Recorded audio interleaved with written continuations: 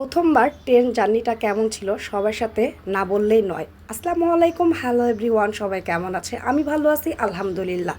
আমি হলাম সাদিয়া ইয়াসমিন। আমার ভয়েস ওভার দিতে আসলে কষ্ট হচ্ছিল, কারণ থাইরয়েডটা বেড়ে গিয়েছে।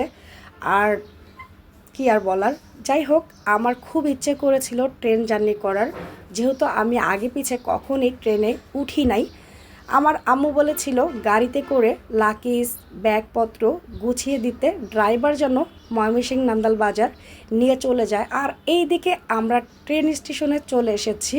হঠাৎ করে একটা মজার ব্যাপার, আমার নতুন জুতা পায়ে মোচড় খেয়ে ছিঁড়ে গিয়েছিল। তখন আমি রাগ করে জুতাগুলো ফেলে দিয়েছি, কিন্তু আমার বাকি জুতাগুলো ছিল গাড়িতে, যার কারণে আমাকে খালি পায়েই ভ্রমণ করতে হয়েছিল।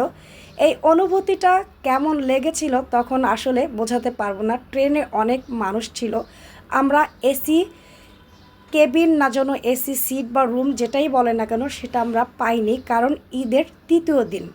আর লোক সংখ্যা ছিলাম 18 জন। ময়মনসিংহ নান্দাল বাজার হলো ভাবির বাপের বাড়ি, সেখানে তার খালাতো ভাইয়ের গায়ে হলুদ, বিয়ে, বৌভাত সব কিছু মিলিয়ে অনেক প্রকারের জমজমাট। কিন্তু দুঃখের বিষয় হলো আমার পায়ে কোনো জুতা ছিল না। সেই মোমেন্ট, সেই মুহূর্ত, বিহেভ দ্য সিন, আমি ভিডিওটা করি নাই, কারণ আমার অনেক প্রকারের মন খারাপ ছিল, যা কিছু বলার ছিল না। এই বিয়েতে জয়েন হয়ে গিয়েছে একটা ভাই, লন্ডন থেকে এসেছে, না সরি আমেরিকান থেকে এসেছে, ফরেন ইয়ার। যাই হোক, কী আর করবো, আমার ট্রেনের উপরে এত মানুষ ছিল যা দেখে আমি ঘাবড়িয়ে গিয়েছি। ডাইন সাইডে বাম সাইডে সামনে পিছনে উপরে, মানে এত পরিমাণে মানুষ ছিল, যেহেতু ঈদের তৃতীয় দিন আর সবাই তারা ময়মনসিংহ কিশোরগঞ্জ নামবে। একটা আপু এসে বলল আমার বাচ্চা আর আমি কি বসতে পারবো? তখন বললাম অবশ্যই। তখন ওই বাচ্চার হাতে, মানে দুই ভাই বোনের হাতে কলা, পাউরুটি, ললিপপ, লিচু এগুলো দিয়েছিলাম। আমি যা খেয়েছিলাম ওদেরকে তাই দিয়েছিলাম।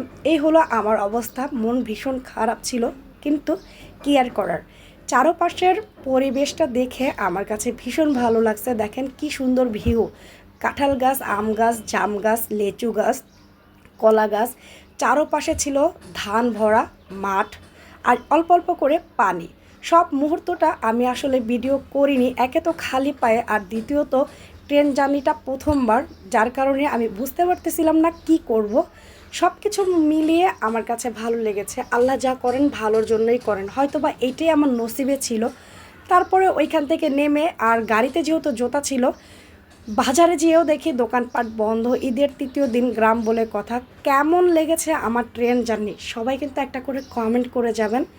সবাই ভালো থাকবেন, সুস্থ থাকবেন, এরকম বেশি বেশি করে ফ্যামিলি মেম্বারকে নিয়ে ঘুরতে যাবেন, মন শরীর দুটোই ভালো থাকবে।